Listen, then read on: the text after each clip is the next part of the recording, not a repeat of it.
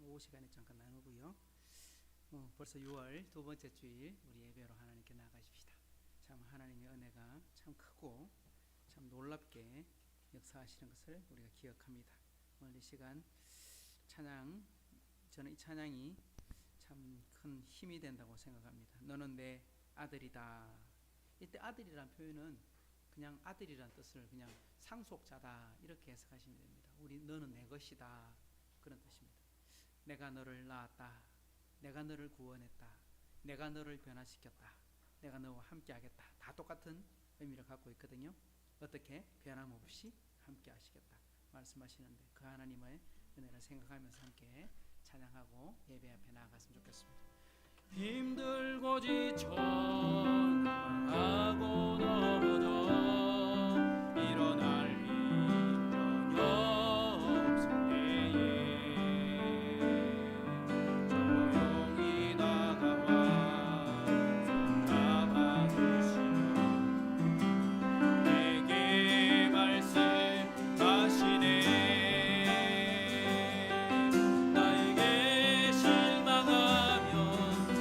가신 여인께 고통 속에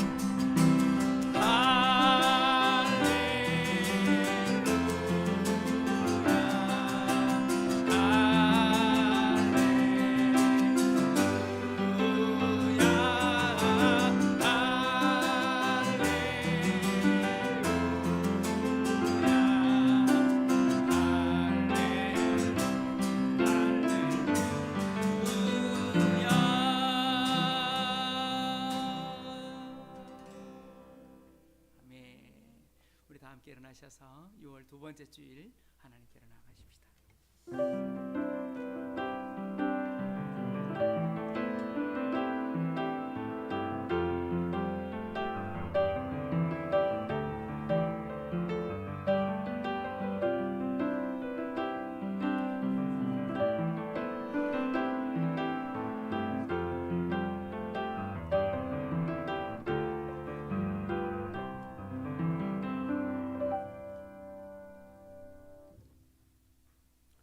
이 복음을 위하여 그의 능력이 역사하시는 대로 내게 주신 하나님의 은혜의 선물을 따라 내가 일꾼이 되었노라.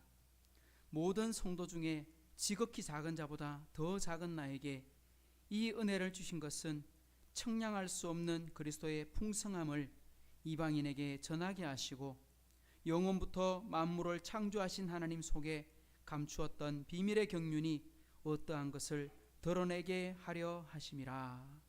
참 좋으신 하나님 아버지, 지극히 작은 자보다 더 작은 나에게 은혜를 베푸시고 하나님의 자녀 삼아주시고 또한 하나님의 일꾼 삼아주신 하나님, 바로 그 복음의 은혜가 오늘 하이섬 식구들 예배하는 자리에 모인 우리 모두가 다 함께 고백합니다.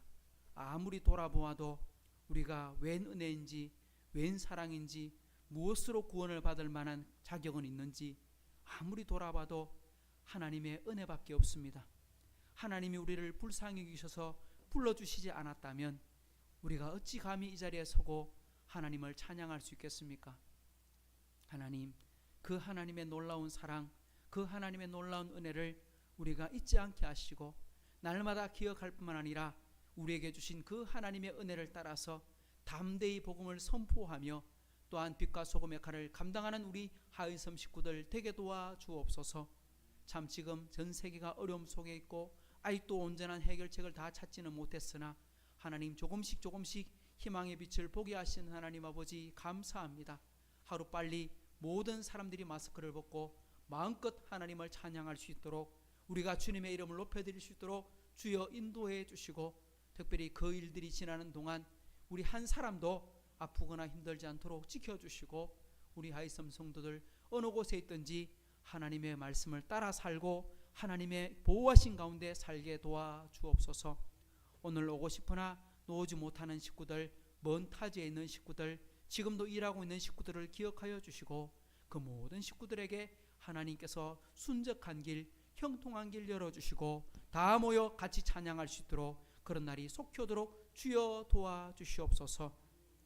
특별히 오늘은 하나님 한참 동안 간사훈련으로 서울에서 훈련받고 하나님의 복음을 위해 함께 헌신하던 우리 김지훈 간사님도 함께 이 자리에 와 있습니다. 하나님께서 그 사역 가운데 복을 주시고 준비되는 그 모든 일들이 하나님의 은혜 가운데 설 수 있도록 주여 지켜주시고 하나님 그로 말미암아 사역하는 모든 곳에 하나님의 영광이 나타나게 해 주옵소서. 오늘 또 함께한 우리 모든 식구들에게도 동일한 은혜 주실 것을 믿사오며 예수님의 이름으로 의탁하며 기도하옵나이다. 아멘. 우리 찬송가 380장 찬송하십시다.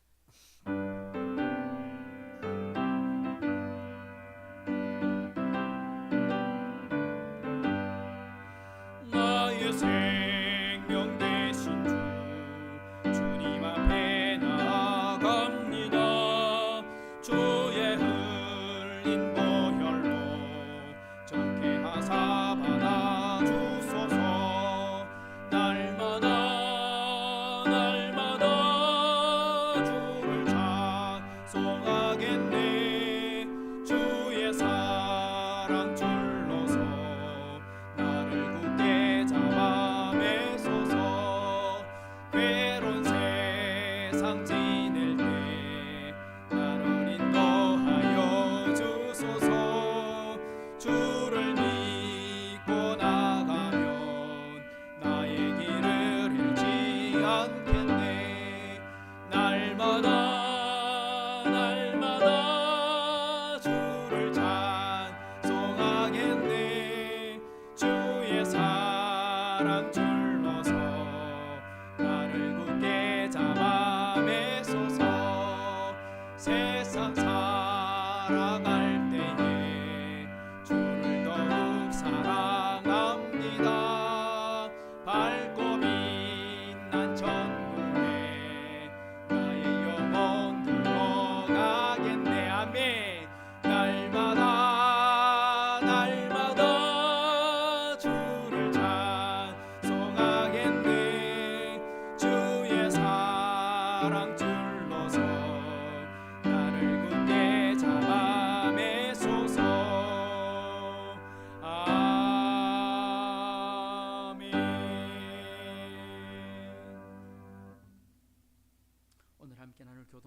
시편 128편입니다.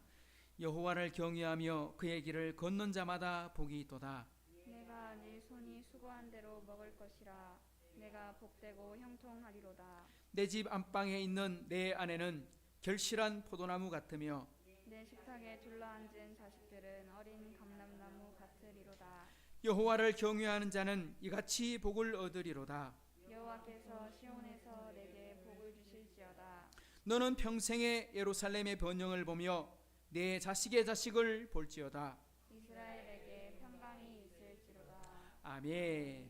전능하사 천지를 만드신 하나님 아버지를 내가 믿사오며 그 외아들 우리 주 예수 그리스도를 믿사오니 이는 성령으로 잉태하사 동정녀 마리아에게 나시고 본디오 빌라도에게 고난을 받으사 십자가에 못 박혀 죽으시고 장사한 지 사흘 만에 죽은 자 가운데서 다시 살아나시며 하늘로 오르사 전능하신 하나님 우편에 앉아 계시다가 저리로서 산 자와 죽은 자를 심판하러 오시리라. 성령을 믿사오며 거룩한 공예와 성도가 서로 교통하는 것과 죄를 사하여 주시는 것과 몸이 다시 사는 것과 영원히 사는 것을 믿사옵나이다. 아멘. 이 자리에 앉으시고 285장 한 장 더 찬송합니다.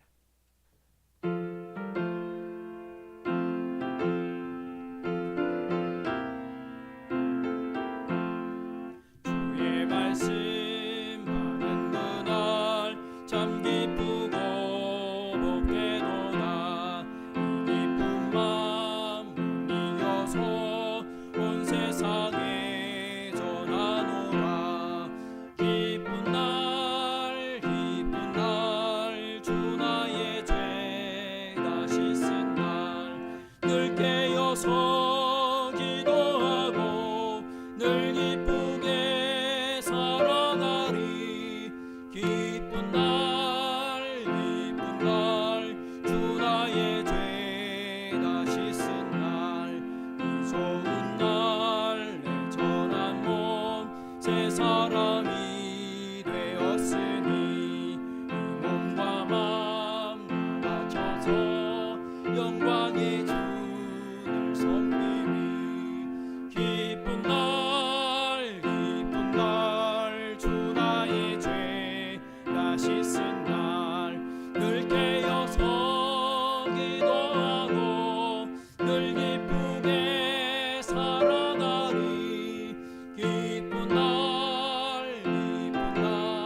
주 나의 죄 다시 쓴 날 내 사람 된 그날부터 평안한 마음 늘 있어서 이 복된 말 전하는 일 내 알고 문상하도다. 기쁜 날 주 나의 죄 다시 쓴 날 늘 깨어서 기도하고 늘 기쁘게 살아가리. 기쁜 날 주 나의 죄 다시 쓴 날. 아멘. 이 시간에는 방혜원 자매님께서 기도해 주시겠습니다. 기도드리겠습니다.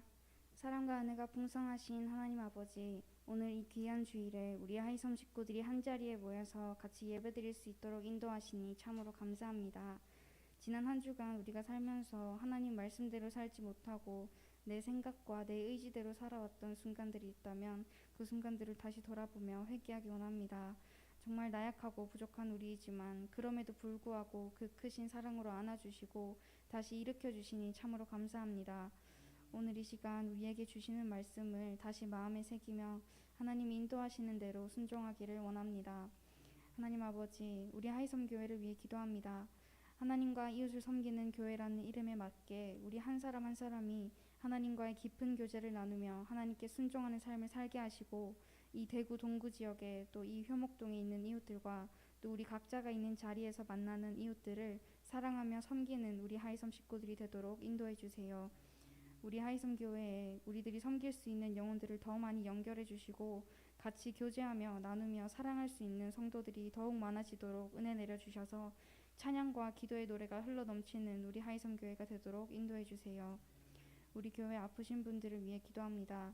육체적인 아픔이나 마음의 힘듦, 여러 고민들 가운데 어려움을 겪고 있는 분들을 주님께서 들여다봐 주세요. 아버지께서 각 사람의 속사정을 모두 다 아실 줄 믿습니다.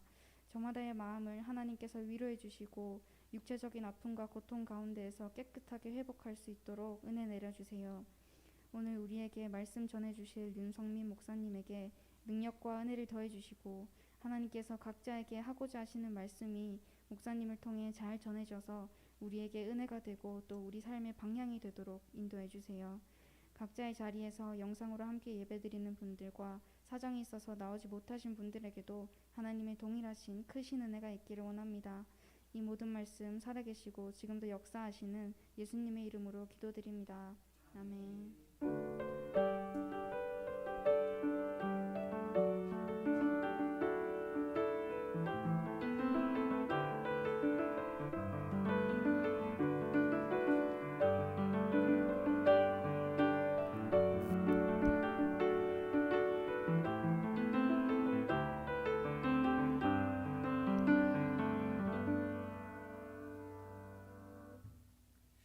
말씀 보겠습니다. 오늘 우리에게 주시는 하나님의 말씀은 사도행전 10장 1절에서 8절까지 말씀입니다.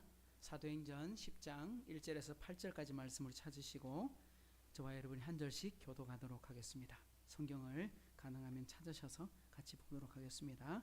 가이사랴에 고넬료라 하는 사람이 있으니 이달리아 부데라 하는 군대의 백부장이라.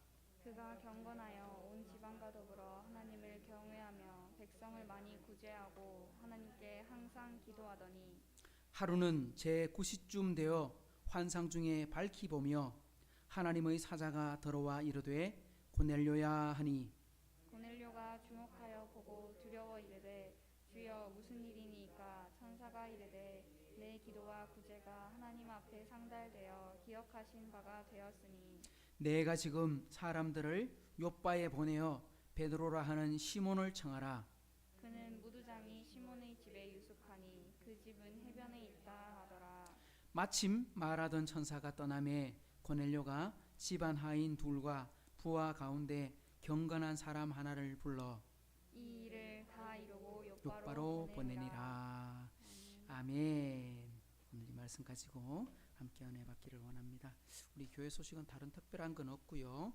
지금 이제 백신 접종이 아주 순조롭게 진행이 되고 있어서 어제 뉴스 보니까 이제 22% 이렇게 맞았다 하는 걸 봤습니다. 원래 우리 그 정부에서 발표하기는 우리 6월 말까지 1,300만 명 그렇게 이야기를 했는데 제가 긍정적으로 추측하기는 한 1,500만 명까지도 안 맞겠는가. 즉 다르게 말하면 한 30% 가까운 사람들이 접종하면 현저하게 확진자가 줄어들 것이다. 우리는 워낙에 방역이 잘 되고 있는 나라이기 때문에. 근데 이제 방역이 잘 되다 있는 나라들 있잖아요. 영국, 뭐 이스라엘, 미국 뭐 잘 된다 하는데 뭐 좀 방심했더니만은 영국 보니까 하루에 8,000명, 미국은 이제 많이 줄어갖고 10,000명 하루에. 우리 하루에 10,000명이면 우리나라는 그게 그러니까 수개월 걸려서 나오는 인구인데 참 그런 걸 보면 참 안타깝기도 하고 우리나라가 참 감사하기도 하고 그런 상황입니다. 우리 식구들 중에도 이제 백신 접종하고 있고 저는요 아무리 그 기다려봐도 안 나와요. 자녀 백신 앱 찾아갖고 눌러보고 바로 눈앞에 떴어. 그래야 제가요 2초도 안 걸려서 자녀 백신 확인 누르고 예약하려고 하니까 이미 없음 또.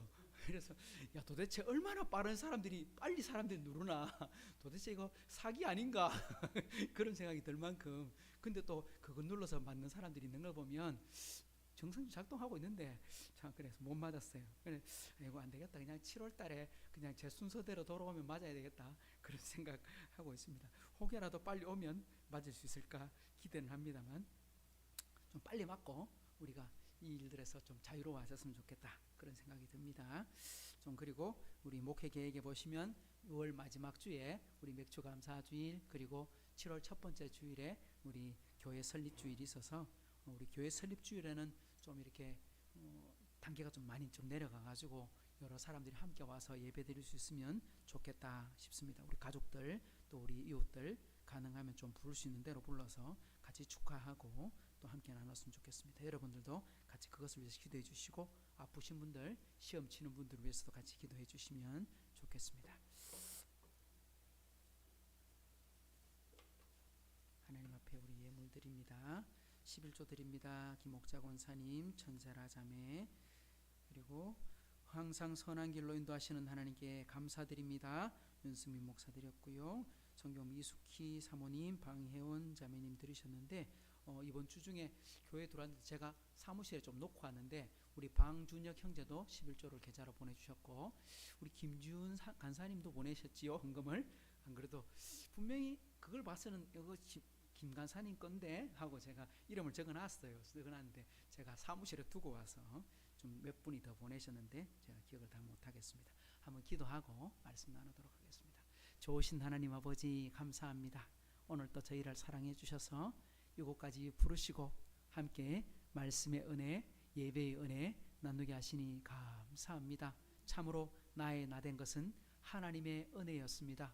다윗이 내가 가진 모든 것들 하나하나, 재산 하나, 생명 하나, 자녀들까지도 내 것이 아니라 다 하나님께로 왔으니 하나님께로 돌려드립니다 고백하고 헌신했던 것처럼 우리들의 것 하나도 나의 것이 없음을 인정합니다. 하나님, 시간도 물질도 달란트도 하나님, 이 모든 것들이 하나님께서 주신 귀한 기회이오니 하나님의 영광을 위해 살게 주옵소서. 우리 젊은 청년들 참으로 열심히 일하고 열심히 공부해서 하나님이 쓰시고자 하실 때에 마음껏 쓰임받는 날카로운 칼이 되고 하나님 나라의 귀한 충성된 일꾼이 되어 하나님 나라의 빛과 같이 별과 같이 빛나는 인물들이 되게 하여 주옵소서. 오늘 또 주님 전에 올라오면서 10의 1을 구별하여 드리고 감사헌금을 드리고 주일헌금과 성경금을 드립니다. 드리는 모든 가족들마다 복을 주시고 하나님께서 조금도 부족함 없이 채워주시고 인도해 주옵소서. 오늘 또 준비한 부족한 종의 말씀 가운데도 하나님 같이 깨닫고 순종하는 복도 허락해 주옵소서. 감사드리며 예수님의 이름으로 축복하며 기도하옵나이다. 아멘. 할렐루야. 자, 우리 이제 사도행전 3분의 1이 넘어가고 있습니다. 28장 중에 10장 들었었으니까요. 우리 지난 시간에는 사도 베드로가 빌립 집사님이 전도했던 과정을 따라서 복음을 전하러 가는 것을 살펴보았습니다. 빌립 집사님이 사마리아에 가서 복음을 전하고 그리고 요빠에 가서 복음을 전하고 그리고 더 나아가서 저 밑에 가사에 가서 복음을 전하고 그리고 또 가이사랴에 올라가서 복음을 전했다 그랬는데 그 흔적이 참으로 은혜로웠습니다. 그래서 베드로는 이제 사도로서 지금으로 표현하면 목사님들 중에 목사님 아닙니까? 그래서 다니면서 이제 전도한 곳에 가서 교회를 세우는 이제 일어나고 있는 작은 교회들 이제 씨가 떨어져서 열매가 맺히려고 하는 그 교회들의 일꾼을 뽑고 세우고 또 그것을 든든하게 만들고 그런 일들을 이제 목사님들이 돌아가면서 하고 있는데 사도 베드로가 그 길을 가면서 복음을 전했는데 우리 지난 시간에는 요빠에 갔더니 루다에 가니까 에니야가 요빠에 가니까 다비다라고 하는 도르가가 있었습니다. 그 루다에 있었던 에니야는 8년 동안 중풍을 앓고 병상에 누워 있었다 그랬어요. 우리 중풍병이 걸리면요 뇌졸중이 오면 살짝 지나가는 사람은 언어의 장애가 좀 오거나 몸에 좀 이렇게 이상이 생겨서 아니면 얼굴이 좀 틀어지거나 이렇게 몸에 약간 이상을 가지고 평생 살 수도 있어요. 근데 좀 심한 경우는 제가 지난번에 이야기했죠. 어떤 경우는 8%, 어떤 경우는 30%가 한 번 걸리면 일주일 안에 한 달 안에 사망하게 됩니다. 그리고 나머지는 평생 동안 이 질환을 가지고 살아야 되는데 이 에니야라고 하는 사람은 침상에 누워서 8년을 살았어요. 그리고 도르가라고 하는 다비다는 산 게 아니라 이미 죽어버렸어요. 이미 시신으로 기다리고 있는 거예요. 그러니까 베드로가 만났을 때는 이미 시신이었어. 근데 알고 보면 이 두 가지 사례는요 엄밀하게 말하면 똑같아요. 8년 동안 중풍에 걸려 병상에 누워있는 사람이나 지금 숨져서 침상에 누워서 있는 시신이나 둘 다 똑같다는 겁니다. 왜? 8년 병상에 누워서 아무것도 하지 못하면 이건 차라리 죽는 게 낫다고 표현하는 게 옳을지도 몰라요. 그러니까 생명이 귀하긴 한데 이 사람이 이래 살아서 뭐 하겠노 이런 생각 얼마나 많이 했겠습니까? 왜? 이제 평생 못 걸어 다닐 텐데, 평생 누워 있어야 되는데, 평생 침상에서 아무것도 못하고 남들이 도와주지 않으면 살 수 없을 텐데 이래 비참하게 살아서 뭐 하겠나 이런 생각하지 않겠습니까? 그러니까 그래 사는 거나 죽음에 이런 사람이나 알고 보면 하루 먼저 죽은 거나 곧 죽을 거나 다를 바 없다는 거예요. 그러니까 이 두 가지 사람은 똑같은 의미를 가지고 있습니다. 그런데 이 사람들에게 하나님의 뭐가 임했어요? 하나님의 은혜가 임했어요. 하나님의 능력이 나타났어요. 베드로가 에니야를 향해서 그리고 도르가를 향해서 외쳤던 말이 뭡니까? 에니야야, 예수 그리스도께서 너를 낫게 하시니 일어나 내 자리를 정돈하라. 다비다를 향해서는 달리다 굼 이래야 되는데 다비다 굼 이랬다고. 다비다야 일어나라 했더니 뻘떡 일어나버렸어. 에니야가 뻘떡 일어나버렸어. 둘 다 똑같아요.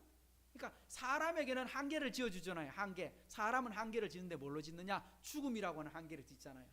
아무리 노력하다가 죽어버리면 끝. 아무리 잘못된 죄를 지어도 죽어버리면 더 이상 묻지 마. 왜? 죽음보다 더 큰 벌은 없어. 이거잖아요. 그런데 오늘 이 두 사람은 다 그렇게 죽게 되고 죽음으로 가고 있는데 예수님께서 그를 살리시고 뭐라고 하느냐? 새 사람이 되어라.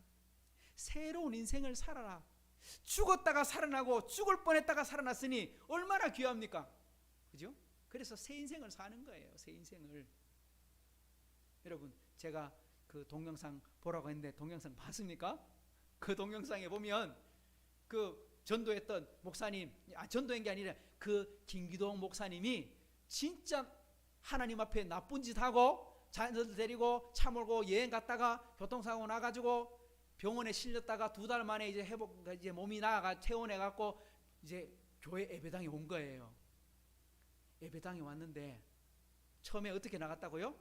이렇게 해가지고 교회를 가로질러 가지고 목사님 보는 데서 그냥 곱게 나가면 되지 삥 둘러서 예배를 방해하면서 그래 나갔던 사람이 이 사람이야. 그런데 그 사람이 제일 앞에 앉아가지고 예배를 드리고 있는데 손 들고 막 찬양하고 눈물 막 흘리고 있는 거 사람들이 보면서 저 사람 지난번에 나갔던 사람 아이가 하면서 사람들이 막 수근수근하고 있는데, 근데 그 목사님이 이 사람을 전도하러 데리고 간 거예요. 김기동 성도님 이번 주 토요일 날 시간 되십니까? 바쁜데요 말하려고 하는데 목사님께서 시간 있습니까? 말하는 거 보면 이거 보통 일이 아니다. 왜? 목사님이 나 같은 사람을 전화해서 약속을 잡으려고 하는 거 보면 이건 보통 일이 아니다. 예 목사님 시간 있습니다. 그리고 갔는데 보니까 전도하러 간 거야. 이 사람은 교회 처음 나온 사람인데. 근데 왜 데리고 나갔느냐 했더니요, 죽다가 살아난 사람한테는 무엇을 시켜도 할 수 있다 이런 말을 했대요. 그 목사님이 죽다가 살아난 사람은, 죽음을 한번 경험해본 사람은 왜? 이미 나는 죽었어. 이미 죽을 뻔했으니까 새 인생 사는 거야. 그러니까 이왕 새롭게 사는데 죽음보다 더 무서운 게 어딨노? 나는 이미 새 인생을 살았으니 보너스 인생이지. 그러니까 물불 안 가리고 일을 한다는 거지. 그래서 일을 시켜봤더니 진짜 물불 안 가리고 전도해갖고 고구마 전도왕 돼갖고 나중에는 그냥 성도가 아니고 집사가 아니고 목사님이 되어본 거예요. 그리고 지금은 미국에서 목사님으로 사역하고 계시잖아요. 바로 그런 이야기죠. 오늘 한 사람이 지금 에니야라는 사람과 도르가라는 사람이 죽었다가 살아났습니다. 하나님의 은혜로 살았습니다. 이때 베드로가 뭐라고 말했습니까? 예수 그리스도가 너를 낫게 하시니. 할렐루야. 이게 중요하다 그랬습니다. 이게 중요하다. 하나님이 은혜를 주시는데 누구를 통해 주십니까? 누구를 통해 주십니까? 베드로를 통해 주셨습니다. 베드로를 통해 하나님의 능력이 나타났습니다. 하나님의 은혜가 누구를 통해 나타나느냐? 오늘 저와 여러분을 통해서도 나타날 줄을 믿습니다. 이게 진짜 중요한 거거든요. 베드로, 바울만 능력이 나타납니까? 아니요, 저는 그렇게 생각하지 않습니다. 하나님은 오늘도 역사하시는데 누구를 통해 역사하시느냐? 하나님의 사람들, 하나님의 교회, 바로 저와 여러분, 바로 하나님께 헌신하고 하나님의 은혜를 받은 사람들이 주님의 이름으로, 누구의 이름으로? 예수 그리스도의 이름으로 나가면요 능력이 나타나는 거예요. 할렐루야. 내 이름이 아니에요. 내 이름. 베드로가 내가 내게 이름 명하노니 이렇게 말하지 않고요, 예수 그리스도께서 너를 낫게 하신다 이렇게 말했어요. 우리가 예수님의 사랑으로 섬기고 사랑으로 기도하면 은혜 받고요 능력도 나타나요. 정말 기적 같은 일들이 막 일어나요. 그때 우리가 어떻게 해야 된다고요? 그때 어떻게 해야 된다고요? 오늘 베드로가 에니야야 일어나라 했는데, 그리고 도르가야 일어나라 했더니 벌떡 일어나 버렸어. 죽었다가 살아났어. 그런데 이건 누구의 은혜입니까? 제가 기도하면 낫습니다, 이러면 안 된다는 거예요. 죄송합니다만 제가 뭐 별건 아니지만 이러면 안 된다는 거예요. 보통 사람들이 어떤 큰 일을 행하고 나서는 이름을 내고 싶어 합니다. 그래서 기념비 하나 새기고 선물 하나 새기고 사람들한테 나눠주면서 그 명함 하나 주면서 제가 누굽니다 이러고 싶지 않습니까? 베드로가 그럴 수 있잖아요. 누가 말만 안 하면 그래 돼요. 말만 안 하면. 바울이 사람을 살렸을 때, 병자를 고쳤을 때 사람들이 와, 바울은 신이다, 그리고 그 앞에 절하고 예배드리라 그랬어요. 그때 베드로가 뭐라고 말합니까? 아니다, 나는 당신들과 똑같은 사람일 뿐이다. 내가 한 게 아니고 하나님이 하신 거다. 누가 한 거다?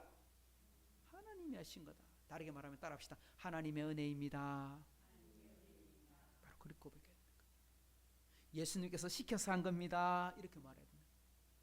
제가 하고 싶은 게 아니고 저는 시켜서 했습니다. 누가? 예수님께서 저에게 시켰습니다. 그렇게 살라고. 이건 내 능력이 아니고 하나님께서 하신 겁니다. 저는 그 이름을 가지고 잠시 기도만 했는데 하나님께서 살려주셨으니 하나님께 감사하십시오. 그래야 제대로 사람이 하나님 앞에 가는 거예요. 하나님 은혜를 깨닫게 되는 거예요. 오늘 10장에도 하나님의 은혜가 나타납니다. 하나님의 은혜를 받는데 누구냐? 고넬료라고 하는 사람이 등장합니다. 오늘 이 고넬료는요 10장 그리고 11장 초반부까지 함께 이 사건으로 인해서 이름이 등장하게 되는데, 그리고 이제 11장에 넘어오면 선교 전도 역사가 예루살렘 교회에서 안디옥 교회로 넘어가서 베드로 그리고 12사도를 중심으로 살다가 이제는 안디옥 교회의 바나바와 바울, 그리고 더 나아가서는 나중에 되면 바울이 선교의 중심이 이렇게 바뀌어서 나중에 베드로 이름도 사라져 버려요. 오늘부터 이제 몇 주 동안 이 고넬료가 어떻게 은혜를 받았는지 우리가 함께 살펴보면서 우리도 어떻게 은혜를 받아야 되겠구나, 이런 것들을 함께 생각해보는 기회가 됐으면 좋겠습니다. 자, 오늘 본문에 보면 고넬료를 어떤 사람이라고 소개해 주는지 여러분 먼저 1절을 같이 한번 읽어볼까요? 시작. 가이사랴에 고넬료라 하는 사람이 있으니 이달리아 부대라 하는 군대의 백부장이라. 여러분, 이 말씀 읽으면서 좀 이상한 느낌, 왜 이럴 수 있을까 하는 거 생각해 본 적이 있습니까? 좀 특이하다 하는 말씀이 느껴집니까? 전혀 느끼지 않죠. 보통 사람들은 잘 생각하지 않아요. 그런데 저는 오늘 본문을 말씀을 준비하면서 읽고 또 읽고 하다가 가만 보니까 1절과 2절은 도무지 앞뒤가 안 맞아.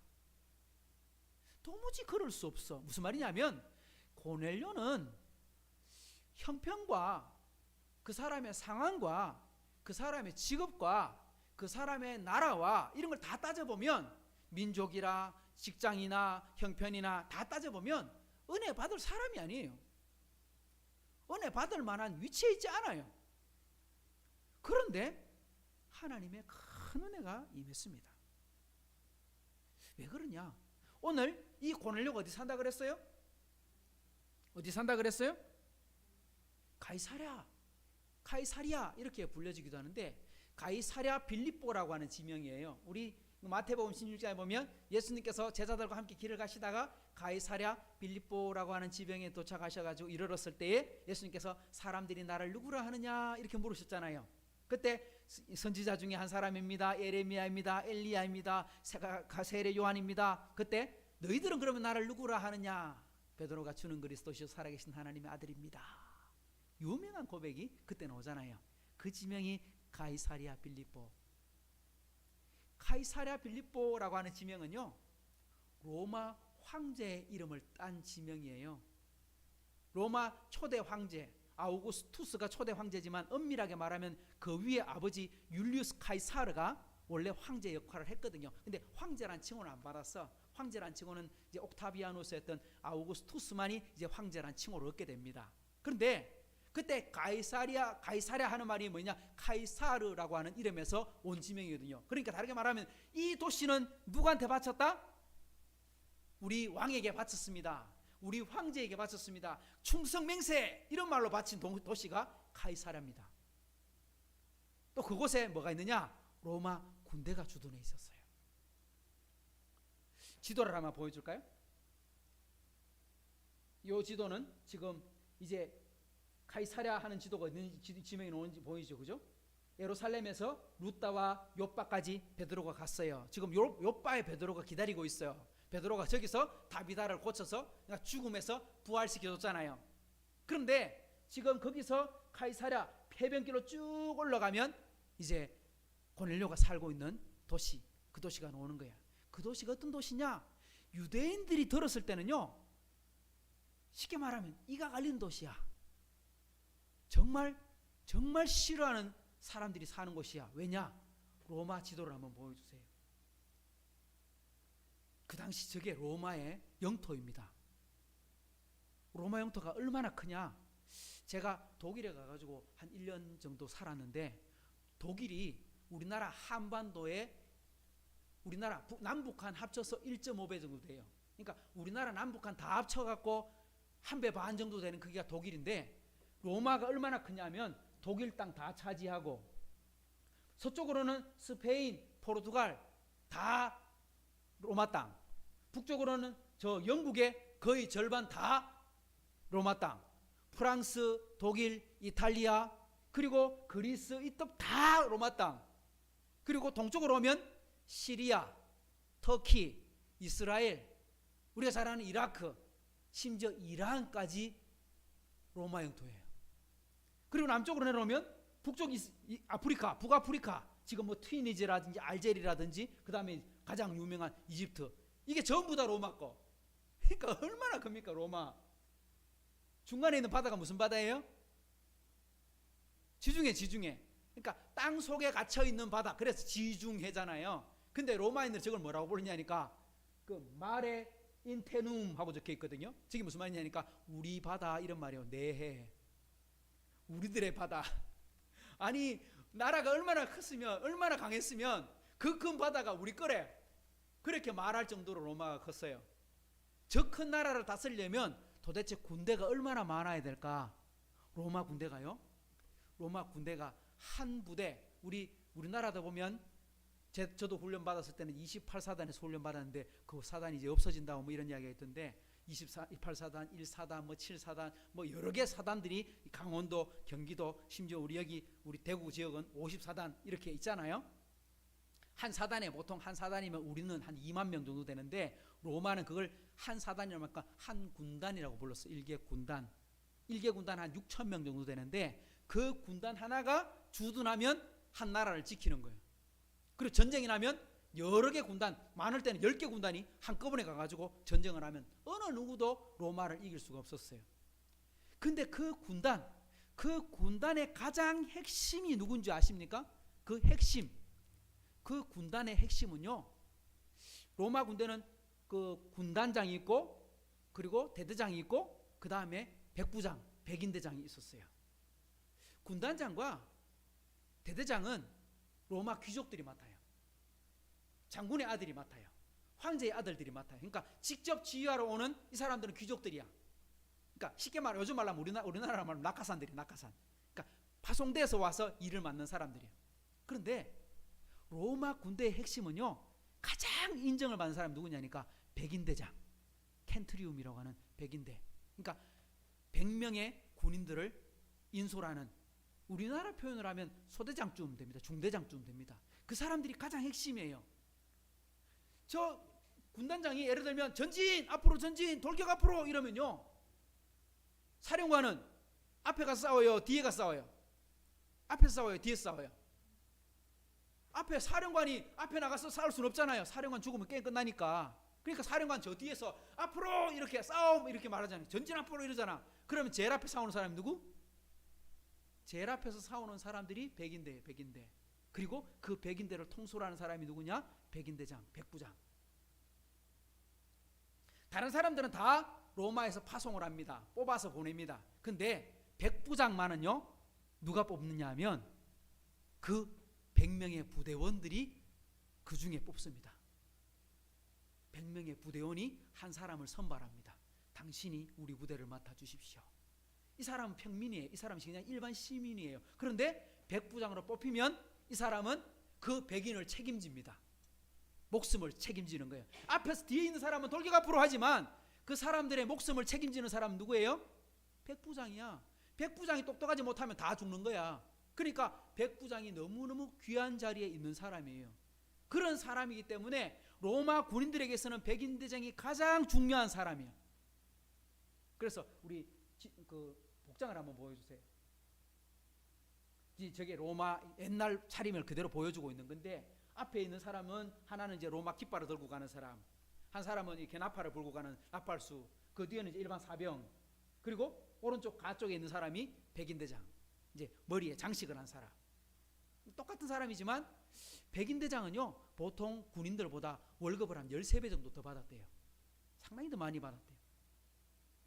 근데 제가 이렇게 설명을 드리는 건 뭐냐면, 지금 이 로마의 백부장이 있는, 자 1절을 다시 한번 보여주십시오.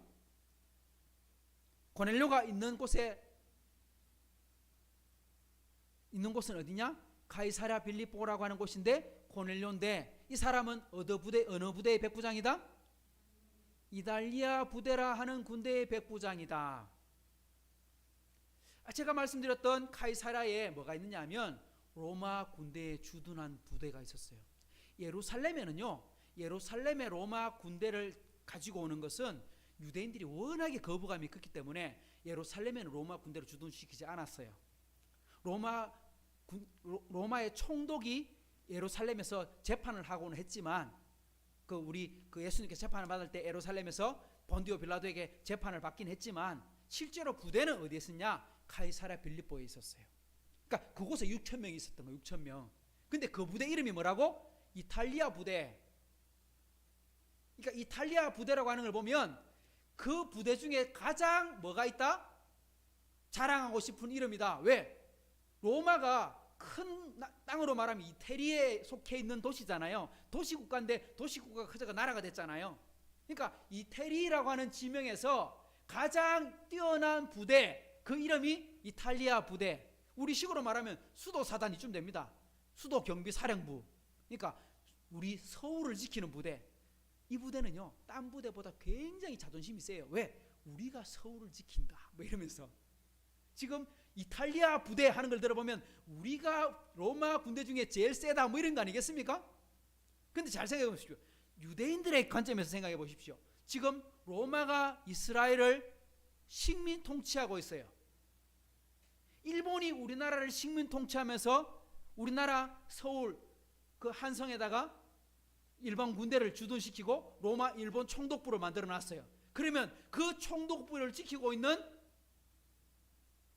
부대장, 아니면 그곳을 지키고 있는 일본 장교, 우리가 볼 때 어떤 눈으로 볼까요? 이를 갈고 보겠지. 저놈 새끼 막 이러면서 이러면 오겠습니까? 언제든 테러해서 그 사람을 밤길 조심해라 막 이러고 그런 사람 아니겠습니까? 이탈리아 부대의 백부장이다. 그러니까 이스라엘을 괴롭히던 부대의 가장 중요한 사람 중에 하나다, 이런 뜻이거든요. 로마 사람들이 가장 싫어했던 도시가 어디냐니까 이스라엘이요. 예루살렘이었어요. 로마 군대가 제일 싫어했던 곳이 예루살렘. 왜냐? 다 괜찮은데, 다 식민 통치를 해도 큰 문제가 잘 안 생기는데 예루살렘 유대인들만큼은 계속 반란이 일어나, 계속 폭동이 일어나고 반란이 일어나고. 그래서 예루살렘으로 총독을 가는 건요 사람들이 굉장히 싫어했어요. 그러니까 진짜 데모 진압을 잘하는 부대, 싸움 잘하는 부대, 어떻게든 그런 일이 발생하지 않도록 강하게 짓누를 수 있는 부대, 그런 부대로 보냈거든요. 그러니까 이스라엘 사람들의 입장에서 보면 가장 싫은 사람, 가장 미운 사람. 근데 이 사람이 어떻게 은혜를 받아? 어떻게 이 사람이 예수를 믿느냐고. 안 그렇습니까? 이 사람은 유대인도 아니잖아요. 로마인이기 때문에 군대가 갈 수 있거든요. 로마 군대는 절대 다른 민족은 로마 군대에 입대를 못해요. 시민이 아니면 안 돼. 그러니까 로마 시민이 되어야만 군대 갈 수 있어요. 그 중에서도 군인들 중에 투표해서 뽑았다, 이 말은 뭐예요? 싸움 중에 싸움꾼이다 이 말이잖아요. 싸움도 제일 잘하고 사람도 제일 쉽게 말하면 제일 많이 죽였고, 그러니까 전공이 제일 뛰어나고 저 사람 따라가면 적어도 우리 안 죽일 사람이다. 다르게 말하면 싸움의 달인이다 이런 뜻이잖아요. 전쟁의 달인. 이쯤 된다 이 말이에요. 그런데 어떻게 이 사람이 하나님의 은혜를 받을 수 있을까요? 그러니까 도무지 안 맞는 거야. 그런데 이 사람이 은혜를 받았대. 저는 이 말씀을 읽으면서 이런 생각이 들었습니다. 고넬료가 하나님의 은혜를 입었다 이 말은요, 하나님의 은혜는 아무것도 따지지 않는구나. 하나님의 은혜는 민족도 따지지 않고 신분도 따지지 않고 환경도 따지지 않고 아무것도 보지 않고 오직 한 가지만 보고 있구나. 하나님의 은혜는 뭘로 받느냐? 딱 오늘 그 말씀 속에 고넬료가 어떤 사람인지를 살펴봤으면 좋겠다 이 말입니다. 그러면 고넬료가 어떤 사람이었기 때문에 이런 은혜를 받았을까요? 오늘 그럼 2절로 들어가 봅시다. 2절에 힌트를 얻을 수 있습니다. 시작.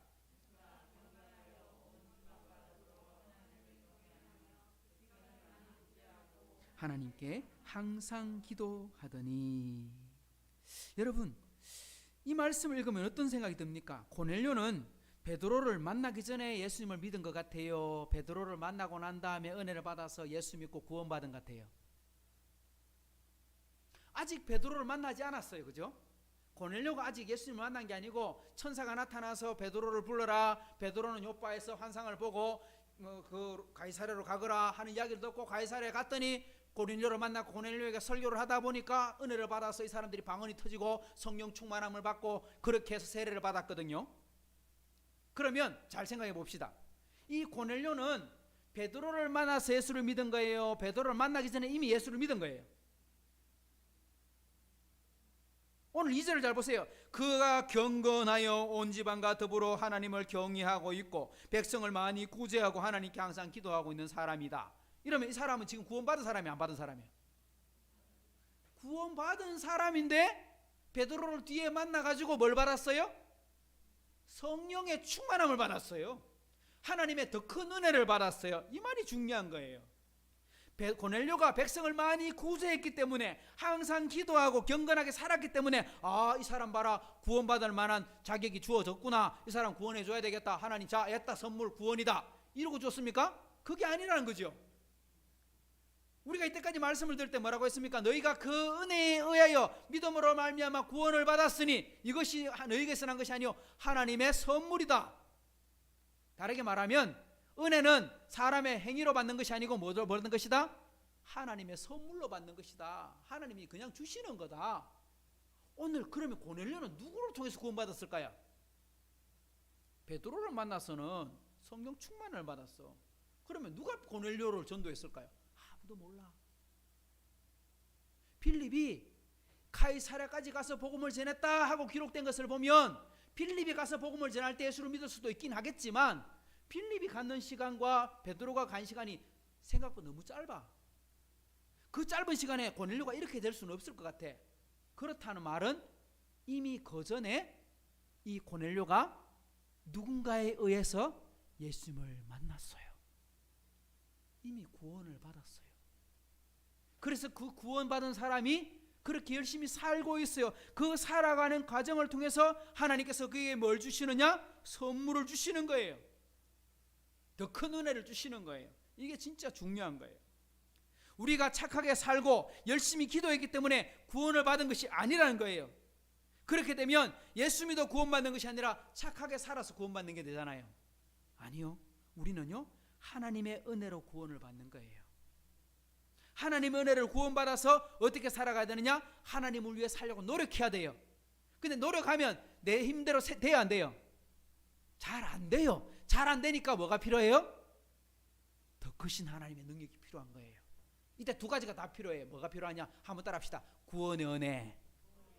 그래요. 구원의 은혜는요 모두가 다 받아야 돼. 누구든지 받아야 돼. 아이가 받든 어른이 받든 노인이 받든 누구든지 다 받아야 돼. 이 사람은 믿음만 있으면 구원을 받아. 근데 구원의 은혜만 있으면 하나님을 위해 열심히 살기가 어려워. 기쁘게 살기가 안 돼. 시험 빠질 수도 있어. 그러니까 뭘 받아야 되냐? 한번 따라 합시다. 생활의 은혜.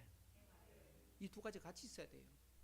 구원을 받고 생활 속에서도 하나님이 함께 하신 은혜를 받아야 되는데 오늘 고넬료가 받은 것은 구원은 이미 받았어요. 구원을 받았는데 그 다음 뭘 받느냐? 성령 충만한 삶의 은혜를 받게 되었다 이 말입니다. 근데 어떤 은혜를 받았는가? 어떤 은혜를 받았는가?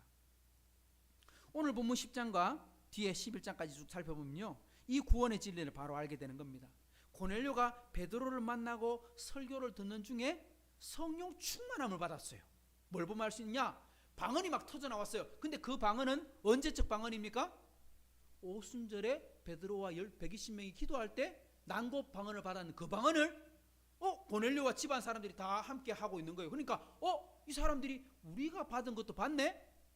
이 사람은 로마인인데 우리와 같이 똑같은 걸 받네? 그러니까 하나님의 성령의 충만함은 민족을 따지지 않는구나, 신분을 따지지 않는구나, 환경을 따지지 않는구나. 그래서 이 사람이 성령 충만을 받았으니까 세례 주는 것도 문제가 없겠구나. 세례를 줬어요. 세례 줬더니 난리가 났어. 아니, 이방인 만났다며, 이방인이랑 밥도 같이 못다며, 그 사람 세례도 줬다며, 그게 말이 되나? 하고 예루살렘 교회가 막 따지는 거예요. 난리가 났어. 그러니까 베드로가 뭐라냐? 아니, 나는 하나님이 시켜서 갔어. 갔더니 그 사람이 성령 충만 받던데? 그래서 하나님께서 성령 충만 받는 사람에게 세례 주는 거 주라 했으니까 난 그것 때문에 세례 줬는데 문제가 없잖아. 베드로 그렇게 이야기를 하는, 그게 11장의 설교거든요. 성도 여러분, 우리는 예수님을 믿고 예수님 말씀대로 살려고 노력해야 됩니다. 하나님을 사랑하고 이웃을 사랑하고 이웃을 섬기는 일에 노력하고 힘을 써야 됩니다. 그런데요, 그 일이 내 힘으로만은 안 되는 거예요. 내 힘으로 노력한다고 매일 감사할 수 있습니까? 매일 기도하고 매일 쉬지 않고 노력할 수 있습니까? 그건 불가능해요. 그건 사람의 힘으로 하는 게 안 돼 이 말이에요. 그래서 나의 나된 것은 하나님의 은혜로다. 정말 작고 작은 나에게도 하나님의 은혜를 왜 주셨을까? 사도 바울이 고백할 때 바로 그 이야기를 하고 있는 겁니다. 그때 하나님 뭘 주시느냐? 내 힘으로 하는 게 아니고 하나님의 힘으로 하는 것을 알게 하려고 성령 충만함을 주시는 것입니다. 할렐루야. 우리가 이걸 받아야 되는 거예요. 이걸 받아야 하이섬교의 이름처럼 살게 되는 거예요. 이걸 받아야 우리가 예수의 이름으로, 예수님을 믿음으로 구원의 은혜 받고, 구원의 은혜만이 아니라 성령 충만한 은혜, 삶의 은혜도 함께 받아 누리는 저와 여러분 되기를 다시 한번 축복합니다. 이거 우리 기억하십시다. 자, 그러면 고넬료가 어떻게 살았기에 하나님께서 그래 이 은혜 받아라 하고 은혜 주셨는지 2절 말씀을 쭉 한번 살펴봅시다. 자, 2절을 다시 한번 읽어봅니다. 시작. 그가 경건하여 온 집안과 더불어 하나님을 경외하며 백성을 많이 구제하고 하나님께 항상 기도하는 사람이더라. 첫 번째, 그가 어떤 사람이다? 경건한 사람이더라. 이렇게 말했습니다. 어떤 사람? 어떤 사람이 은혜를 받아요? 경건한 사람이 은혜를 받아요. 이때 경건이라고 하는 단어는요, 뜻이 뭐냐니까 한번 따라합시다. 하나님을 향한 바른 태도, 하나님 앞에 바른 자세. 그러니까 우리가 하나님을 어떻게 대하느냐, 하나님을 어떻게 우리가 받아들이느냐, 그 자세, 그 태도를 가리켜서 표현하는 말이 뭐냐? 경건이라고 하는 말을 사용하게 됩니다. 이걸 영어로 말하면 attitude 이런 말입니다. 그러니까 우리가 어떤 사람을 만나라고 할 때, 우리 운동할 때 무슨 옷 입어요? 체육복 입어야 돼요. 우리 일을 할 때 무슨 옷 입어야 돼요? 작업복 입어야 돼요. 작업복 입는 그 일을 할 때 작업복 입어야 되지. 일을 하고 있는데 이런 정장을 입고 일하면 일이 됩니까? 우리 장례식을 가거나 결혼식 가는데 체육복 입고 가면 됩니까? 그거는 무리한 거죠, 그죠? 무리한 거. 우리 대통령을 만나러 가거나 아니면 하나님을 만나는데 우리가 어떻게 태도를 취해야 됩니까? 이게 경건이란 표현입니다. 우리 이 땅에 있는 아주 유명한 사람, 우리 예를 들면 내가 진짜 좋아하는 예를 들면 유명 가수를 만나러 간다. 아니면 대통령이 나를 청와대에 초대했다. 그럼 여러분 우리 대충 입고 갈까요? 아니잖아요. 우리 집에 있는 제일 비싼 거, 아니 이걸로 안 돼, 이걸로 안 돼. 우리 지금 빨리 쇼핑하러 가. 그래서 백화점 가서 이야 제일 좋은 거 하나 착 입고 구두도 삐까번쩍 닦아가지고, 그죠? 머리 싹 이렇게 붙여가지고 이렇게 가야지. 그리고 약속 시간 다 맞춰 가야지, 그죠? 지각하고 이러진 않을 거 아니에요. 우리 팬들 만나러 가는데, 우리 그 뮤지컬 보러 가는데 우리 지각해가 들어가진 않잖아요. 이게 바로 태도라는 단어입니다. 태도. 이게 경건이라는 단어예요. 그러니까 우리가 하나님을 만나러 가는데 하물며, 그죠? 세상에 유명한 사람, 높은 사람을 만나러 가도 우리가 시간도 지키고 의복도 간수하고 우리가 복장을 챙겨보는데, 하물며 만왕의 왕이라고 하는 하나님을 만나는데, 그죠? 이 세상의 주인이라고 하는 예수님을 만나러 오는데 우리가 어떤 태도로 올 것이냐, 그걸 말하는 거예요. 이건 하루아침에 이루어지는 게 아니에요. 경건이란 말은요, 오랜 시간이 걸리는 거예요. 훈련되어서 그 사람이 하나님과 관계가 깊어져서 점점 하나님을 사랑하게 되어 그 태도가 나타나는 것, 하나님 앞에 정말 복종하게 되는 태도를 가지는 것, 이게 바로 경건하다, 이런 뜻입니다. 그래서 디모데전서 4장 말씀을 한번 볼까요? 이렇게 말합니다. 망령되고 허탄한 신화를 버리고 경건에 이르도록 뭐해라? 내 자신을 연단하라. 따라합시다. 내 자신을 연단하라. 내 자신을 연습하라. 이게 경건입니다. 네 자신을 연습해라. 훈련해라. 훈련해서 경건한 사람이 되도록 해라. 8절 보십시오. 육체의 연단은 약간의 유익이 있으나 경건은 범사에 유익하니 금생과 내생에 약속이 있느니라. 육체의 연단은요, 우리 사람들, 우리 일을 하는 사람들, 직업을 위해 훈련을 하거나 운동선수들이 훈련을 합니다. 우리 지금 올림픽이 이제 곧 열리게 될 텐데, 열려야 될지 말아야 될지 그건 참 갈등인데 열릴 것 같긴 같아요. 그런데 열릴 때 여러분, 운동선수들이 그 올림픽 참가하게 되는데 몇 년 동안 훈련합니까? 적어도 4년을 연습했습니다. 아니 10년, 15년을 연습했습니다. 어릴 때부터 올림픽 꿈 안아가지고 진짜 연습했습니다. 근육을 키우고 자신을 몸을 채찍질해서 식사도 양도 조절하고 얼마나 고생을 합니까? 그게 뭡니까? 경건, 그게 육체 연습이란 겁니다. 그러니까 사람의 유익을 위해서 하는 그 연습이 얼마나 고된데, 그건 약간의 유익이래. 약간의 유익. 그걸 통해서 상금을 받기도 하고 인기를 얻기도 하고 건강을 얻기도 하고, 그런데 그게 약간이야. 그런데 경건은 어때요? 금생과 내생의 유익함이 있는 것입니다. 그것을 가리켜서 경건이다. 고넬료를 잘 보십시오. 고넬료가 강한 군인이 되기 위해서 훈련을 얼마나 많이 했겠습니까? 그죠? 전쟁터에 나가서 얼마나 많은 사람들을 싸워서 이겼겠습니까? 그리고 위기를 얼마나 많이 겪었을까요? 그리고 그 중에서 모든 사람이 인정하는 당신이 우리 지도자가 되어 주십시오. 그래서 백부장이 되었어요. 피나는 훈련을 했습니다. 그랬던 고넬료가 육체의 연습을 하는 사람이 아니라 이제는 뭐 하는 사람이 되었다? 경건을 훈련하는 사람이 되었다. 경건한 사람이 되었다. 이제는 다른 사람을 해치는 일을 하는 게 아니라 하나님을 기쁘시게 하는 일을 위해 훈련하는 사람이 되었다, 이런 말입니다. 나를 위해 돈을 벌고 나를 위해 살고 나의 명예를 위해 사는 사람이 아니라 하나님의 일을 위해 사는 사람이 되었다. 이게 경건하다, 이런 뜻입니다. 그래서 하나님의 은혜를 크게 받은 것입니다. 그것을 어디서 알 수 있느냐? 3절 한번 보십시다. 오늘 본문 3절로 돌아와 보세요. 시작. 하루는 제9시쯤 되어 환상 중에 밝히 봄에 하나님의 사자가 들어와 이르되 고넬료야 하고 불렀어요. 언제 불렀어요? 제9시쯤 환상 중에 하나님의 천사가 나타났어요. 몇 시쯤? 제9시쯤. 이때 표현이요, 9시라는 표현이 굉장히 중요한 거예요. 왜냐? 유대인들은요 하루에 3번 기도했거든요. 정해놓고 아침에 기도, 점심에 기도, 오후에 기도.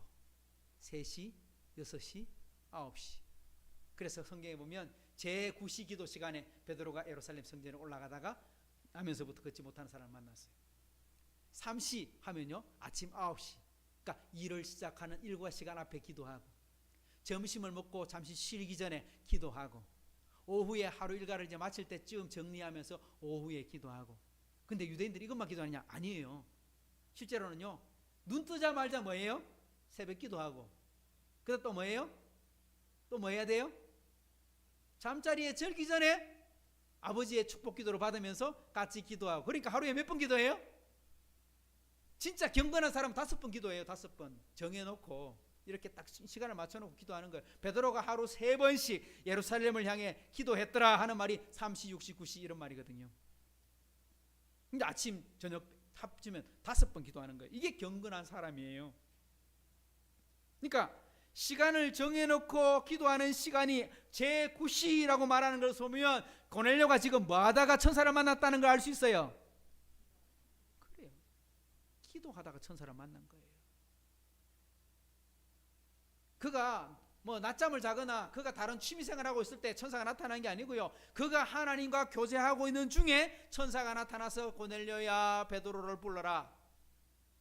고넬료가 베드로는 기도하고 있는 중에 환상 중에 천사가 나타나서 둘 다 기도하는 중에 쉽게 말하면 텔레파시가 이래 통한 거지. 하나님 천사가 삐리삐리 하고 맞춰주신 거지. 성도 여러분, 이걸 보면 하나님의 은혜를 누가 받더라? 따라합시다. 경건한 사람. 경건한 사람은요 하루 이틀 만에 되는 게 아니고 이런 식으로 꾸준히 말씀도 꾸준히 기도도 꾸준히 하나님의 은혜를 꾸준히 순종하는 사람. 그러니까 이게 삶이 되고 쌓여서 뭐가 나타나냐? 태도가 나타나는 거예요. 태도가 하나님 앞에 태도. 그 태도가 뭘로 나타나냐? 착한 것으로 나타나는 거예요. 그 태도가 하나님 앞에 예배드리는 주일을 예배드리는 모습으로 나타나는 거예요. 예배를 준비하는 모습, 그리고 다른 사람을 대하는 모습. 그 안에 친절함과 공손함이 함께 나타나는 거죠.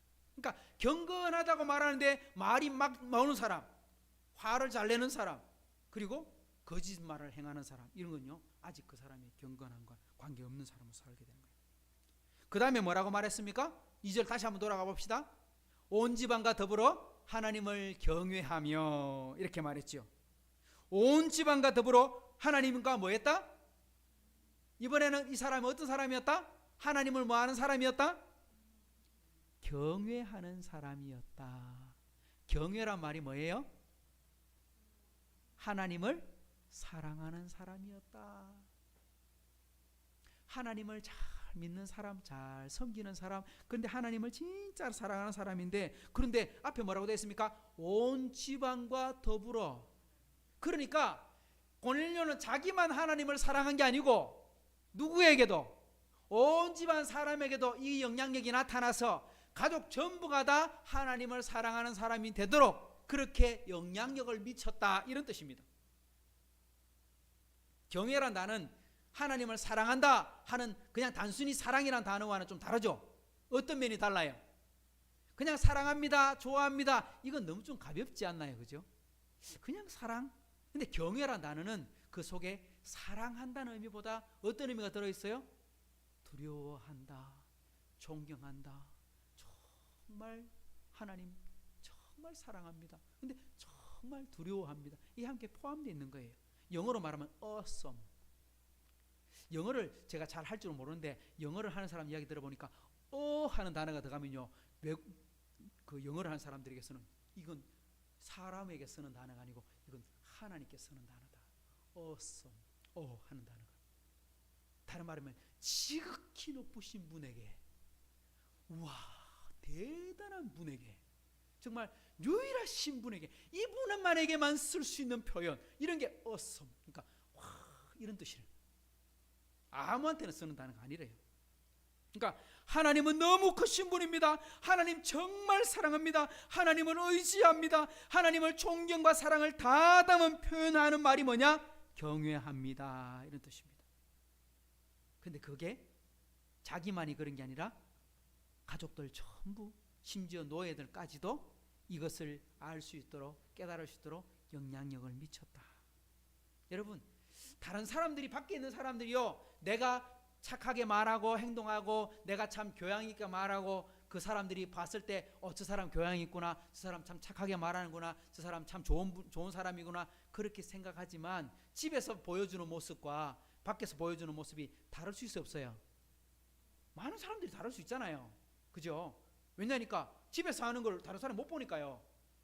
근데 보통 집에 있는 사람들은 부모님을 존경하기 쉬워요, 어려워요? 보통 밖에 있는 사람보다는 좀 어려워요. 왜? 모습을 다 보니까요. 있는 모습 없는 모습 다 볼 수 있으니까요. 그러니까 좀 쉽게 말하면 다른 사람에게 보여주지 않던 말도, 다른 사람에게 보여주지 않던 행동도 다 볼 수 있거든요. 그래서 밖에서 아이고 윤 집사님, 밖에서 윤 목사님 하는 거하고 우리 아빠 하고 말하는 거하고는 달라요. 그런데 오늘 말씀 뭐라고 되어 있습니까? 온 집안과 더불어 하나님을 경외했다. 이 말은요, 고넬료 같은 사람이었다? 따라합시다. 은행이 일치한 사람이었다. 신앙인으로 말하면요, 은행 일치, 말과 행동이 일치했다 이게 아니고요. 한번 따라합시다. 신행 일치, 믿음과 행동이 일치된 사람이었다, 이런 뜻입니다. 그러니까 우리 성도들도 신행 일치돼야 됩니다. 신행 일치, 말과 행동이 같은 사람이 돼야 됩니다. 믿는 것은 믿는 것이고 사는 것은 개떡 같고, 그렇다면 영향력이 나오는 게 아니고 뭐가 나와요? 욕을 먹겠죠. 이래 되면 안 된다는 거예요. 오늘 고넬료는 믿음과 행동이 일치하는 삶을 살았다는 걸 알 수 있습니다. 그래서 하나님의 은혜가 나타난 것입니다. 자, 어떤 사람이 은혜를 받습니까? 하나님을 경외하는 사람. 다르게 말하면요, 다른 사람에게 영향력을 끼치는 사람, 행동과 믿음이 일치하는 사람. 자, 마지막으로 또 한 가지, 고넬료가 어떤 사람이기 때문에 하나님의 은혜를 받았는가? 이렇게 말합니다. 따라합시다. 백성을 많이 구제하고 하나님께 항상 기도하더니, 여기 보니까요, 백성을 많이 돌봤대요. 기도를 쉬지 않는 사람이었대요. 와, 우리 성경 말씀대로 살았다 이 말입니다. 성경 말씀대로 살았다. 백부장은요, 군대 장교잖아요. 그것도 식민지를 통치하는 장교잖아요. 식민지를 주둔하고 있는 장교가 식민지의 백성들을 구제하는 사람 봤습니까? 우리 그런 사람 알고 있습니까? 우리나라 일본인들이 우리나라 와서 식민 통치를 하면서 우리나라 수탈하는 건 잘했지만 우리나라 사람들 인권을 살리고 그 사람들을 구제하고 그런 사람이 있었습니까? 과연? 그런 사람이 과연 몇이나 있었을까요? 대부분의 사람들은, 이 사람들은 그냥 우리 재산을 위해 사는 사람, 이 사람 우리가 다스리는 사람, 지배하는 사람, 통치하면서 빼앗아가는 사람. 그러니까 그 당시에 군인들은요, 다른 사람의 자신의 권력을 가지고 다른 사람 것 마음껏 뺏어가는 사람들이 군인이었어요. 그래서 세례 요한이 요단강에서 세례를 줄 때 여러 사람들이 세례를 받으러 왔는데 그 중에 군인들도 나왔어요. 군인들이 나왔다는 말이 뭐예요? 로마인들이 왔다 이런 말입니다. 로마인들도 세례를 받으러 왔는데 그때 군인들을 향해서 세례 요한이 뭐라고 말합니까? 강포하지 말라 이렇게 말했거든요. 강포하지 말라. 강포가 뭐예요? 폭력을 행하지 말아라. 네가 가지고 있는 권력으로 다른 사람 때리지 말아라. 네가 가지고 있는 권력으로 다른 사람 거 빼앗지 말아라. 원래 빼앗기를 잘하는 사람들이 군인들이었으니까요. 왜? 권력이 있으니까. 그런데 고넬료는 예수 믿고 난 이후에 강포한 사람이 아니라 어떤 사람이 되었어요? 반대가 되어버렸어. 구제하는 사람, 다른 사람을 살리는 사람이 되어버렸어. 살피는 사람이 되었어. 예수님께서 하나님이 기뻐하시는 구제, 하나님이 기뻐하시는 기도는 어떤 기도, 어떤 구제라고 말했습니까? 다른 사람을 도와줄 때 어떻게 도와주라고 그랬습니까? 예수님께서 왼손이 하는 일을 오른손이 모르게 해라. 다른 사람 도와주는데 도와주는 티 다 내가면서 도와주는 거 진짜 구제 아니다. 그거 많은 거다. 쇼하는 거다. 다른 사람 보라고 하는 거다. 진짜 구제는 많은 거다. 하나님만 보게 하는 거다. 다르게 말하면 다른 사람 몰래 도와주고 누가 도와주지도 모르게 하는 게 그게 바로 진짜 구제다. 또 한 가지, 우리 기도할 때 어떻게 기도하라고 예수님께서 말씀하셨습니까? 수많은 사람들 앞에서 손을 들고 진짜 이름 불러가면서 주여 이렇게 기도하라 그랬습니까? 예수님께서 어떻게 하라 그랬어요? 골방에 들어가서 은밀하게 보시는 하나님께 기도해라. 다 듣고 계신다. 그러니까 하나님이 원하시는 바른 구제, 하나님이 보시는 바른 기도는 어떤 겁니까? 다른 사람이 모르게, 티나지 않게 오로지 하나님만 인정하시도록 그렇게 하는 게 바른 기도와 바른 구제인데, 오늘 고넬료는 그런 구제했느냐, 그런 기도를 했느냐? 맞아요. 왜 할 수 있느냐? 4절 보세요. 어떻게 말합니까? 천사가 나타나서 뭐라고 말합니까? 고넬료야, 내 기도와 구제가 하나님 앞에 상달되었다. 하나님이 기억하고 계신다. 다르게 말하면 고넬료의 구제와 기도는 하나님 보시기에 몇 점? 100점 이런 말입니다. 합격. 야, 니 진짜 예수 믿더니 사람 바뀌네. 다른 사람을 그렇게 많이 도와주고도 니 티 안 내고 그렇게 항상 기도하면서도 참 다른 사람 앞에 참 겸손하게 살고 이런 뜻입니다. 자, 그러니까 하나님이 은혜를 어떤 사람에게 주십니까? 합당한 삶을 사는 사람에게 주시는 겁니다.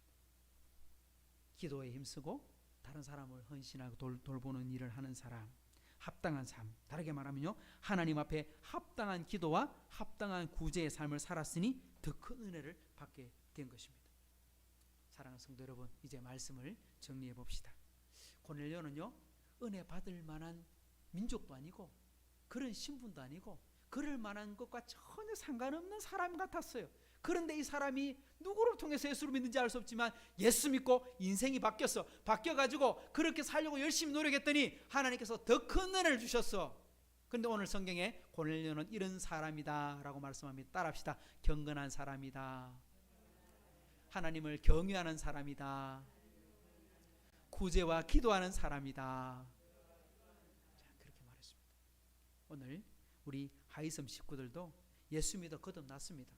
오늘 이 자리에 있는 식구 예수 안 믿는 사람은 아무도 없습니다. 그런데 예수 믿고 구원받은 것도 감사하지만 그보다 더 큰 은혜가 뭡니까? 삶 속에서 기쁜 날 주 나의 지에 구원하신 날, 그리고 구원받은 은혜와 함께 주님과 함께 동행하고 날마다 주님 앞에 한 걸음 한 걸음 나가 은혜 받는 그 생활의 은혜조차도 함께 받아 누리는 성령 충만한 은혜가 저와 여러분에게 있기를 주님의 이름으로 축복합니다. 좋으신 하나님 아버지 감사합니다. 오늘 은혜 받은 사람 고넬료를 생각해 봅니다. 로마의 백부장이었고 식민 지배를 하는 군대의 장교였고 정말 다른 사람의 것을 빼앗는 사람, 전쟁에 이골이 난 사람, 그런 사람이 예수 믿고 거듭나고 구원받고 하나님께서 부르셔서 큰 은혜를 주셨습니다. 정말 그가 예수 믿고 새 인생을 살았는데 어떤 인생을 살았는지를 보면서 오늘 우리도 결심합니다. 하나님을 경외하는 사람이 되게 하시고 경건한 사람이 되게 하시고 다른 사람을 구제하고 항상 기도에 힘쓰는 정말 합당한 삶을 살 수 있는 그런 사람이 고넬료만이 아니라 우리 하이섬 식구들이 되게 해 주옵소서. 이 땅을 살아가는 동안 외롭게 사는 것이 아니라 주님과 함께 동행하고 살게 하시고 또 하나님을 잘 믿는 하나님의 백성들과 함께 서로를 위해 축복하고 서로를 위해 격려하며 기도하며 살아가는, 그래서 이 땅에 하나님 나라의 지경을 많이 넓힐 수 있는 그런 우리 하이섬 교회가 되게 해 주옵소서. 이제는 우리 주 예수 그리스도의 은혜와 하나님의 사랑과 성령의 교통하심이 오늘 고넬료, 은혜 받은 사람 고넬료처럼 우리도 그렇게 살기를 원합니다. 우리에게도 은혜 내려 주옵소서. 함께 기도하고 헌신하는 하이섬교의 모든 식구들, 흩어진 가족들 위해 이제로부터 영원토록 함께 있을지어다. 아멘.